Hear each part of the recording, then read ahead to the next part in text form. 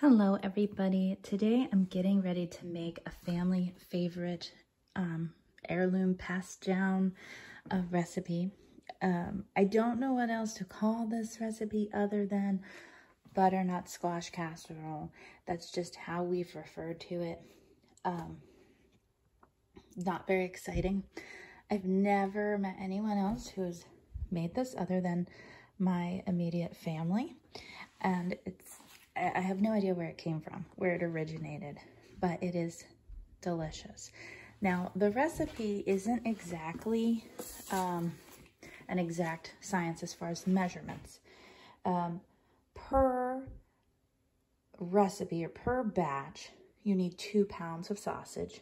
I like to use Jimmy Dean regular sausage. The seasoning in it seems to marry well with the other ingredients.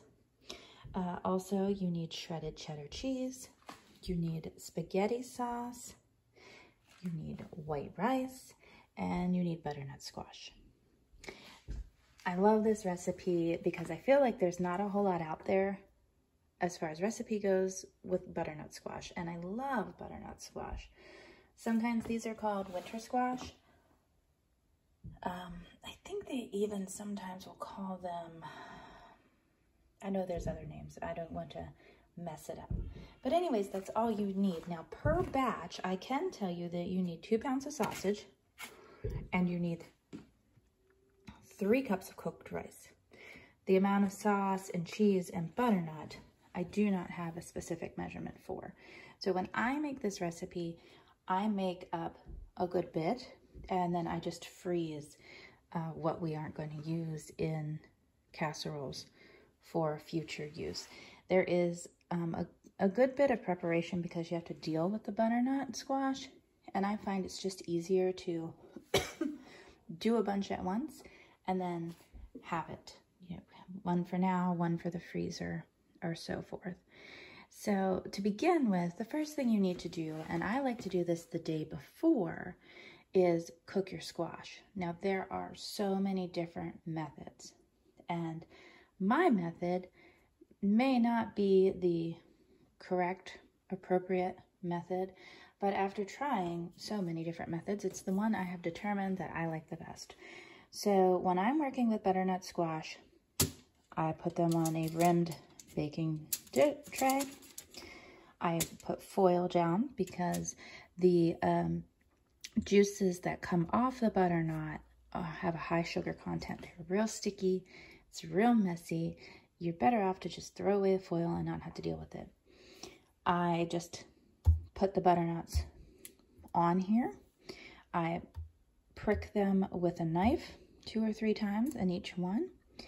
And I put them in the oven at 350 until they're soft. And that's at least 2 hours. It's not an exact science. It depends how many you have, how cold they were when you put them in the oven, you know, all sorts of things. So you gotta kind of check up on them. When they're soft, they're cooked through. I pull them out, I let them cool, and we'll often just kind of throw them in a Tupperware once they're cool enough and deal with them the next day when they're totally cool the whole way through. I hate working with hot squash. I have tried all the different methods. I've tried microwaving, I've tried steaming it, I've tried peeling it, and I hate doing anything with these in a raw state. They're very hard, and so this is just how I do it. So to start, I'm going to give these a couple bricks. I'm going to put them in the oven at 350 for 2 hours, and when I come back, I'll show you what they look like. So 2 hours is up. You can see they look a little different. You can also see down in there some of those sugary juices I was talking about. And now to determine if they are ready or not, I just use the hot mat and just give them a squish. They are very soft.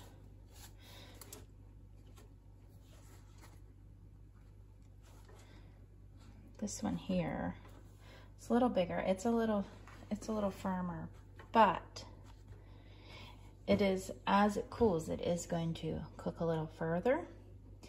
And this casserole I will be baking, so we're going to say these are done. I'm just gonna leave them like this and let them cool. When they're cool, it's gonna be so easy to peel the skin off. You can see here it's really loose. And we'll take the seeds out and chunk up the butternut. Now, the next thing you need to do in preparation is get your rice cooked up. This is just white rice and water. Rice, you cook 2 parts water to 1 part rice. You want about 3 cups for a regular batch of this. Give or take a little, you can vary that.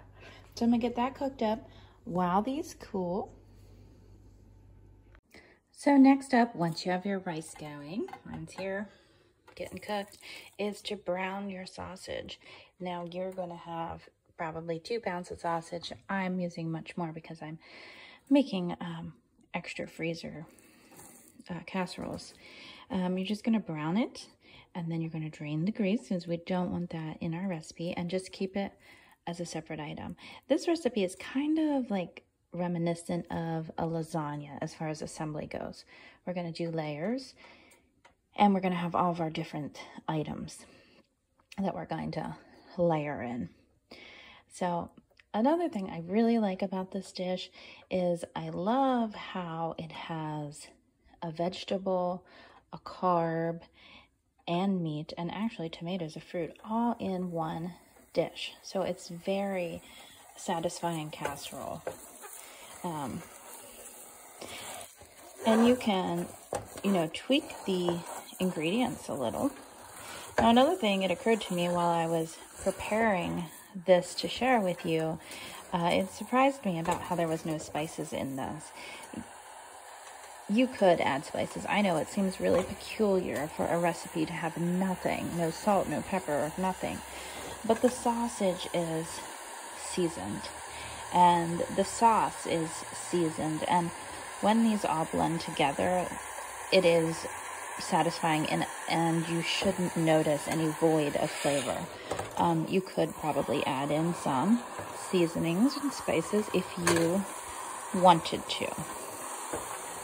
But I would recommend for the first time that you just stick with the recipe as is. So I'm not following my own advice today, and I'm peeling these butternut squash while they're still hot. You can see the seam coming off probably. And when I went to lift this one off the baking sheet, it just kind of broke. That's how soft it was. But it's okay. It'll just cool there. I do have this one on the cutting board. I'm just going to, oh, that's my timer from my rice. Let me fix that here. Sorry. Okay, I'm just going to nip off the low end. It just cuts like a hot knife through butter now. And I'm just gonna split this down like this. And this is just gonna peel right off. Look at that. And then I'm just gonna cube this up and put it in a bowl. You can see it got a little brown here. This is where it was on the baking sheet. That's what it looked like on the outside skin, but the inside is fine.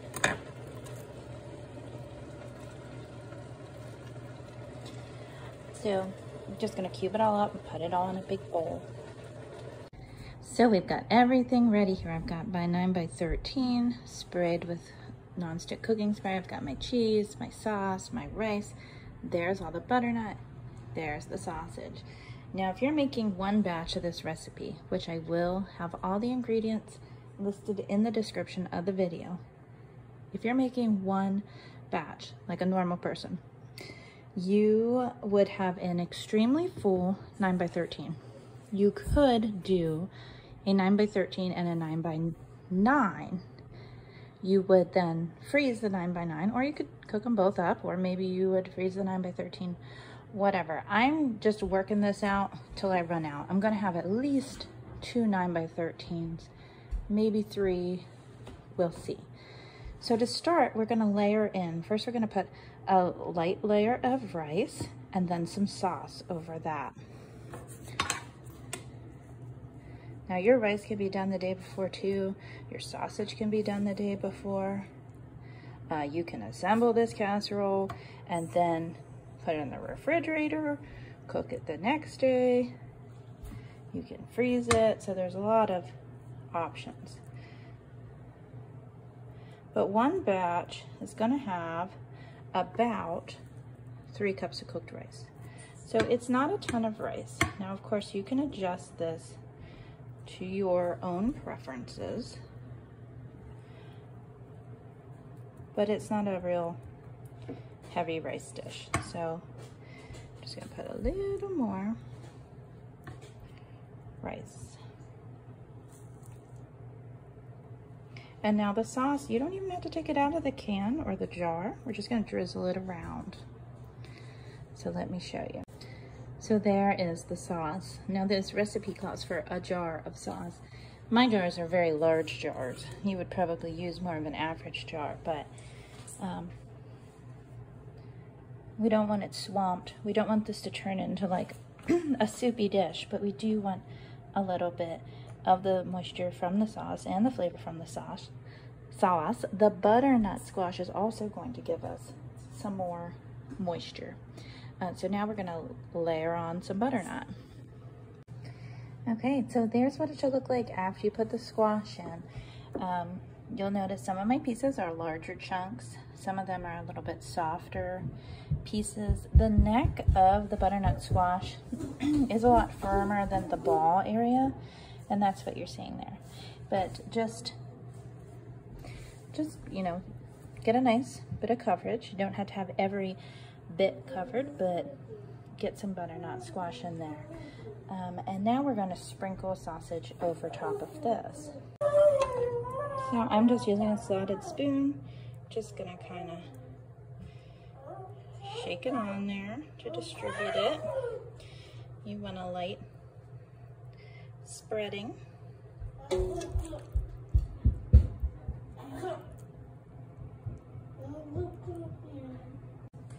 And there's what it should look like. And now we're going to put cheese on top. That's our final layer. Then we're going to repeat those layers. So there you have it with the dusting of cheese on top, about a cup, maybe a little bit more. You're probably seeing that I have 2 varieties of cheese, and that is true. I need to finish off one bag and start it on another. So now I'm going to repeat those layers. We're going to do the rice, then the tomato sauce, then the sausage, then the cheese again. So there you have it. That is after my second layer, and you can see it is very full. Now you could use a different type of dish. You know, maybe you have something better.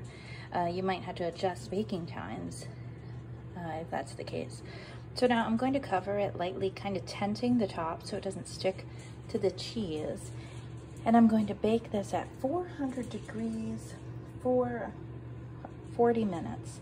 Then I'm going to uncover it and bake it a little bit longer. So I'll show you that when I uncover it. So it has baked for the 40 minutes at 400 degrees. Now I'm going to very carefully remove the foil. You can see it bubbling all over. Now it's going to go back in for another 15 to 20 minutes uncovered. And you can see as it's baking, it is kind of settling down a little bit. And here are my 2 extras that I'm going to be freezing. This one here, I messed up my my layering, so not the way it's supposed to be. Not my favorite way for it to be, but it will still be okay. So I'm going to wrap these up in foil, put these in the freezer. When I want to cook these, I will take these out the day before I want to cook them, 24 hours before at least, and I will thaw them in the refrigerator and then bake them just as I'm baking this one now. And there it is, already completely cooked. I'm going to let it cool down before I serve it. So I hope you enjoy this recipe. Check out my other recipes and have a good time.